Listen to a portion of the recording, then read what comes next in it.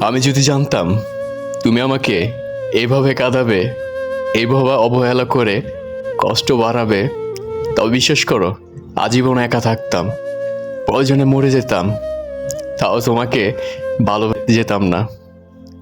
কিন্তু আফসোস, আমি তোমাকে এতটাই বিশ্বাস করেছিলাম, তোমার এই নিখুঁত অভিনয়টি আমি কিছুতেও একটিবার বুঝতে পারিনি।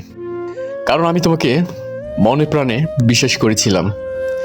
তোমার ভালো, তোমার খারাপ, তোমার অতীত, গল্প সব কিছু জেনেই আমি তোমাকে পাগলের মতো ভালোবেসেছিলাম। আর ভেবেছিলাম তোমাকে পেয়ে গেলে হয়তো সব কিছু ঠিক করে ফেলবো। তোমাকে আর ঠিক করা আমার হলো না, তুমি আর আমার থাকলে না।